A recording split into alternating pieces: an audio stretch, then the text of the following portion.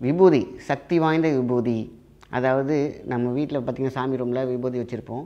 அது வந்து பார்த்திங்கன்னா நம்ம கடையில் வாங்கிட்டு வந்திருப்போம், கோயிலுக்கு போயிட்டு வந்து வாங்கி வச்சுருப்போம் தனியாக. இப்படி கோயிலுக்குலேருந்து பார்த்திங்கன்னா நம்ம சாமிக்கிட்ட வச்சு சாமிகிட்டேருந்து அபிஷேகம் பண்ணி வருது பார்த்திங்களா, அர்ச்சனை பண்ணி வருது பார்த்திங்களா, அந்த விபூதிக்கும் பவர் உண்டு. அதேமாரி வீட்டில் வச்சுட்டு நம்ம தெய்வ ரூமில் வச்சுருக்கோம் பார்த்திங்களா, சாமி ரூமில், அந்த விபூதிக்கும் பவர் உண்டு.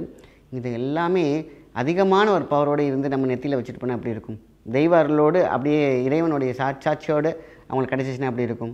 அதான் நம்ம இன்றைக்கி பார்க்க போகிறோம். பேர்பட்ட நெகட்டிவ் தூக்கி எறிஞ்சிடும் அந்த ஜாதிக்காய்.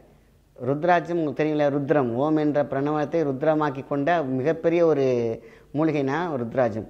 தர்பை, இந்த தர்பைக்கு எவ்வளோ பெரிய குணம் இருக்குதுன்னு நம்ம சொல்ல தேவையில்லை, அவ்வளோ பெரிய ஒரு ரகசியம் இருக்குது அதில். வீட்டில் இருக்கக்கூடிய பூஜையில் கொட்டாங்குச்சியில் விபூதி குங்குமம் வச்சு பாருங்கள், அதோட சக்தியே வேறு. சரிங்களா? ஸோ அதனால தான் இந்த விபூதியை சக்தியேற்றும் முறையை நான் தெளிவாக அந்த காலத்தில் சொல்லியிருக்காங்க, அதை நான் உங்களுக்கு சொல்லியிருக்கேன். ஸோ இது மாதிரி அழகாக செய்து வந்து பாருங்கள். நம்மளோட சக்தி தேகம் சுத்தி தேகமாக மாறும், முக்தி தேகமாக மாறும். முக்தினா நம்ம வந்து அந்த முக்தி கிடையாது, 3 வகையான தீ அதில் இருக்கும். அதுதான் நமக்கு தீய சக்திகளை அழிக்கக்கூடிய சக்தி.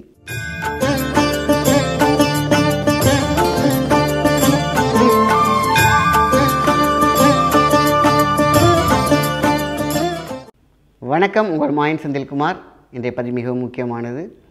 ஆன்மீக பயணத்தோடு சில தகவல்களை இன்றைக்கி நம்ம பார்க்குறோம். சரிங்களா? விபூதி, சக்தி வாய்ந்த விபூதி. அதாவது நம்ம வீட்டில் பார்த்திங்கன்னா சாமி ரூமில் விபூதி வச்சுருப்போம். அது வந்து பார்த்திங்கன்னா நம்ம கடையில் வாங்கிட்டு வந்திருப்போம், கோயிலுக்கு போயிட்டு வந்து வாங்கி வச்சுருப்போம் தனியாக. இப்படி கோயிலுக்குள்ளேருந்து பார்த்திங்கன்னா நம்ம சாமிக்கிட்ட வச்சு சாமிகிட்டேருந்து அபிஷேகம் பண்ணி வருது பார்த்திங்களா, அர்ச்சனை பண்ணி வருது பார்த்திங்களா, அந்த விபூதிக்கும் பவர் உண்டு. அதேமாரி வீட்டில் வச்சுட்டு நம்ம தெய்வ ரூமில் வச்சுருக்கோம் பார்த்திங்களா, சாமி ரூமில், அந்த விபூதிக்கும் பவர் உண்டு. இது எல்லாமே அதிகமான ஒரு பவரோடு இருந்து நம்ம நெத்தியில் வச்சுட்டு போனால் அப்படி இருக்கும். தெய்வ அருளோடு அப்படியே இறைவனுடைய சாட்சியோடு அவங்களுக்கு கிடச்சிச்சின்னா அப்படி இருக்கும். அதான் நம்ம இன்றைக்கி பார்க்க போகிறோம். விபூதியை சக்தி ஏற்றும் முறை, சுத்தி செய்து சக்தி ஏற்றும் முறை. அது என்னங்க விபூதியை சுத்தி செய்து? இன்றைக்கி வந்து பார்த்திங்கனாக்கா நிறைய கெமிக்கல் விபூதிகள் வருது. ரெண்டாவது நம்ம தவிர்க்க முடியாது. நீங்கள் வந்து எங்கே போய் கேட்டாலும் சரி, ஆன்மீக கடைகள் போனாலும் சரி, விபூதியை வந்து சென்டட் இல்லாமல் வாங்கிக்கோங்க. வீட்டில் வந்து சென்டட் இல்லாமல் அப்படி இருக்கணும். இன்றைக்கி வந்து பார்த்திங்கன்னா நிறைய ஜவாது விபூதிலாம் வருது. பட் அதை எடுத்து யாரும் வாயில் போட வேண்டாம். சரிங்களா? ஏன்னா இன்றைக்கி எல்லாம் மேக்ஸிமம் சென்டட் இருக்குது. ஸோ ஆனால் நம்ம பவர் பண்ணலாம். ஸ்மெல்லுக்காக இன்றைக்கி நிறைய விஷயங்கள் நிறைய ஆட் பண்ணுறாங்க. அதனால் சுத்தமான பசு நாட்டு விபூதி நீங்கள் நல்லா பார்த்திங்கன்னா கோசாலையில் இல்லைனா நீங்கள் வந்து பார்த்திங்கன்னா நல்ல ஆர்கானிக் கடையில் போய் கேட்டிங்கனாக்கா வெறும் விபூதி மட்டும் இருக்கும், எந்த வாசமும் இருக்காது, ஆனால் விபூதி இருக்கும். அதுதான் மகா சிறந்தது. அதை வாங்கி எங்கே வைக்கணும்? சுத்தி செய்வது. அதுக்காக நம்ம போயிட்டு கழுவிட்டு இருக்க முடியுமா? அப்படி கிடையாது. சுத்தமான பசு நாட்டு சொல்லே பார்த்திங்கனாக்கா நம்ம எங்கெங்கேருந்து கைப்பற்றலாம் வருது பார்த்திங்களா, அது அவங்களோட எனர்ஜிலாம் வந்து அந்த விபூதி வந்து பார்த்திங்கன்னா சக்திகளை இழுக்கும். அது நல்லதா கெட்டதா அப்படிங்கிறதுலாம் வந்து பார்த்திங்கன்னா நெக்ஸ்ட்டு. ஆனால் நம்ம ஒருத்தவங்க பார்த்திங்கன்னா அந்த கோசாலையில் எடுத்திருப்பாங்க, அதை பதப்படுத்தியிருப்பாங்க, சுத்தமாக தான் வச்சுருப்பாங்க. ஆனால் என்ன ஆற்றல் வந்து பார்த்திங்கன்னா அவங்களோட இதுவும் பதிஞ்சிருக்கும். நம்ம வீட்டுக்கு வந்து வச்சிட்டோம் அப்படிங்கிறதுனா வீட்டில் இருக்கக்கூடிய அவங்களுடைய எனர்ஜி தான் அதில் இருக்கணும். ஸோ அப்போ மற்றவங்களோட எனர்ஜி பார்த்திங்கன்னா அவங்க பேக் பண்ணியிருப்பாங்க, உட்காந்து அதை எடுத்திருப்பாங்க. இதெல்லாம் அவங்க கைப்பக்குவம் பட்டு அதோட எனர்ஜியும் உள்ளே இருக்கும் இல்லையா? அதுதான் சுத்தி செய்யும் முறை. அப்போ சுத்தி செய்யும் முறை என்னென்னு கேட்டிங்கனாக்கா ஒன்றும் இல்லை, விபூதியை நம்ம எதில் வைக்கணும்னு கேட்டால் கொட்டாங்குச்சி, தேங்காய் இதற்கு இல்லையா சிரட்டை, அதில் வைக்கணும். அதில் வச்சாலே ஆட்டோமேட்டிக்காக உங்களுக்கு சுத்தி ஆகிவிடும். சரி, அதை வந்து கொட்டாங்குச்சிலே வைக்கலாம். இதில் என்னடா பூஜரம் இவ்வளோ பலன்னு வச்சுக்கிட்டு கொட்டாங்குச்சியில் போய் விபூதி வைக்கிறதா? அதை விட ஆக சிறந்த ஒரு பொருள் எதுவும் இல்லை. அடுத்ததற்கு வில்வ ஓடு இல்லைன்னா கொட்டாங்குச்சி, காப்பர் பிளேட், இதில் தான் விபூதியை வைக்கணும். ஆக்சுவலி வில்வத்தில் வந்து பார்த்திங்கன்னா இன்றைக்கி வந்து நிறையாவே கிடைக்கிது. ஆன்மீக கடையிலலாம் பார்த்திங்கன்னா வில்வ கப் அப்படி கேட்டிங்கனாலே போட்டிங்கனாலே கிடச்சிரும். ஸோ வில்வ கப்பு, அதேமாதிரி பார்த்திங்கன்னா கொட்டாங்குச்சி, இது தேவையில்லை. நல்லா அந்த நார்லாம் பிச்சுட்டு ஓட்டை இல்லாமல் வச்சுட்டு நீங்கள் அழகாக அதில் போட்டு வச்சிங்கனால சுத்தி ஆகிவிடும்.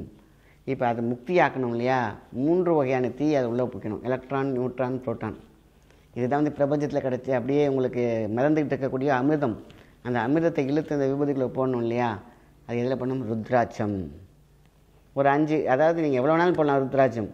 அதே இவ்வளோ பெரிய கிண்ணமாக இருக்கா, அதில் ஒரு 5-6 போடுங்க. ஜாதிக்காய், தர்பை, இதுதான் நீங்கள் உள்ளே போட வேண்டியது. வேறு எதுவுமே தெரியல. ஜாதிக்காய் உங்களுக்கு வந்து ரொம்ப ரொம்ப ரொம்ப ரொம்ப ப்ரீசியஸ். எப்பேற்பட்ட நெகட்டிவ் தூக்கி எறிஞ்சிடும் அந்த ஜாதிக்காய். ருத்ராட்சம் உங்களுக்கு தெரியல, ருத்ரம், ஓம் என்ற பிரணவத்தை ருத்ரமாக்கி கொண்ட மிகப்பெரிய ஒரு மூலிகைனா ருத்ராட்சம்.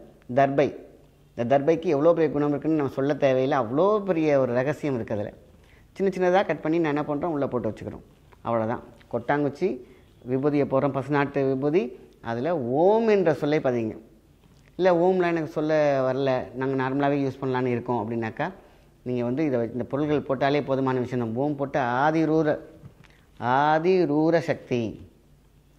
அப்போ ஓம் ஆதிரூர சக்தி அப்படின்னு நம்ம மனசால் சொன்னாலே போதும். ஓம் ஆதிரூர சக்தி, ஓம் ஆதிரூர சக்தி, அவ்வளோதான். அப்படின்னா அண்டத்தில் இருக்கும் சக்தியே உள்ளே வந்துரு அப்படின்னு அர்த்தம். அப்போது ஓம்க்கு எவ்வளோ பெரிய பிரணவம் இருக்குது. பிரணவ தேகமாக நம்ம மாற்றிக்கணும். அதை வைக்கும் பொழுது சுத்தமான தேகமாக மாற்றணும் பிரணவம். அதனால தான் இந்த மந்திரம். ஸோ இது அழகாக ஒரு 9 தடவை சொல்லிவிட்டு நம்ம நெத்தியில் வச்சுட்டு போனாலே போதுமான விஷயம். சுற்றி தானாக நடந்துவிடும். எது? கொட்டாங்குச்சி, வில்வ ஓடு, சரிங்களா? இது காப்பர் பிளேட். இந்த 3ல் எதில் வேணாலும் வைக்கலாம். ஸோ காப்பர் கிண்ணம் உங்களுக்கு நார்மலாகவே கிடைக்கிது உங்களுக்கு எல்லா கடையிலையுமே. ஸோ இப்படி வச்சுட்டு நீங்கள் நான் சொல்கிற பொருளெலாம் உள்ளே போட்டு இந்த மந்திரத்தை சொல்லி நம்ம மனசாரை வச்சுட்டு போனாலே போகும் காரியம் சித்தி. உடல் பிரணவ தேகமாக மாறும். உடலாக இருக்கும். இது அவ்வளோ பெரிய சக்தி. தீய சக்திகளை வீட்டுக்குள்ளே வரவே விடாது. தெய்வத்திற்கு பிடித்தமான ஒன்று என்ன கேட்டிங்கன்னா, சிரட்டையில் வைக்கக்கூடிய விபூதி, குங்குமம். சரி, விபூதி மட்டும்தான் அதில் வைக்கலாமா? குங்குமமும் வைக்கலாம். இதே தான் குங்குமத்துக்கும். குங்குமத்துக்கு வந்து பார்த்திங்கனாக்கா நிறையா இருக்குது. மஞ்சள் குங்குமம், இதுமாதிரி தாழம்பு குங்குமம்லாம் வந்து பார்த்திங்கன்னா கொஞ்சம் நல்லாவே கிடைக்கிது. பார்த்து வாங்கி 2 தேங்காய் கொட்டாங்குச்சி வச்சுக்கோங்க. ஒன்றில் விபூதியும் ஒன்றில் வந்து குங்குமமும். சில பேர் நினச்சிட்டு இருக்காங்க, அந்த காலத்துலலாம் வச்சுருந்தாங்கப்பா எங்கள் தாத்தா பாட்டிலாம் ஞாபகத்துக்கு வரும். அந்த இடத்துல பாத்திரம்லாம் இல்லாதனால இதை யூஸ் பண்ணியிருப்பாங்க நினச்சிடாதீங்க. நம் முன்னோர்கள் கூறிய அறிவு உள்ளவர்கள்.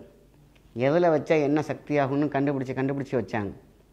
ஸோ அந்த காலத்தில் பார்த்திங்கனாக்கா பாத்திரம் இல்லாமல் கிடையாது. இங்கே இப்போ இருக்கிறத விட அந்த காலத்துலாம் வெங்கலத்துலேருந்து காப்பர்லேருந்து கிட்டத்தட்ட என்னென்னலாம் பேர் சொல்ல முடியாத வெசல்ஸ்லாம் வச்சுருந்தாங்க, பாத்திரம்லாம் வச்சுருந்தாங்க. அதெல்லாம் இல்லாமல் அவங்களுக்கு கொட்டாங்குச்சியில் வச்சாங்க. வீட்டில் பூஜை, எல்லா பூஜை ரூம்லாம் அந்த காலத்துலலாம் பார்த்திங்கனாக்கா கொட்டாங்குச்சியில் விபூதி இருக்கும். நானே பார்த்துருக்கேன். அது மாதிரி உண்மை அறிந்தவர்கள் இதை வந்து உறக்க சொல்லுங்கள். வீட்டில் இருக்கக்கூடிய பூஜை அறையில் கொட்டாங்குச்சியில் விபூதி குங்குமம் வச்சு பாருங்கள். அதோட சக்தியே வேறு, சரிங்களா? ஸோ அதனால தான் இந்த விபூதியை சக்தியேற்றும் முறையை நான் தெளிவாக அந்த காலத்தில் சொல்லியிருக்காங்க. அதை நான் உங்களுக்கு சொல்லியிருக்கேன். ஸோ இது மாதிரி அழகாக செய்து வந்து பாருங்கள். நம்மளோட சக்தி தேகம் சுத்தி தேகமாக மாறும், முக்தி தேகமாக மாறும். முக்தினா நம்ம வந்து அந்த முக்தி கிடையாது. 3 வகையான தீ அதில் இருக்கும். அதுதான் நமக்கு தீய சக்திகளை அழிக்கக்கூடிய சக்தி. அதுக்கப்புறம் பக்தி என்ற சொல்லுக்கு தானாக வந்து விடும். பக்தி என்ற சொல் ஆன்ம பரிபூரணம். ஸோ 3 வகையான தீய சக்தி போயிடுச்சினாலே போதும். அதனால தான் 3 வகையான முக்தி உள்ளே இறங்கும் பொழுது நம்ம வந்து சுத்த தேகமாக மாறுவோம், சக்தி தேகமாக மாறுவோம். அதுதான் பக்திக்குள்ளே வரும். அது வாழ்க்கையை வெற்றியை தரும். நல்ல விஷயத்தை மட்டும் ஷேர் பண்ணுங்கள். நன்றி, வணக்கம்.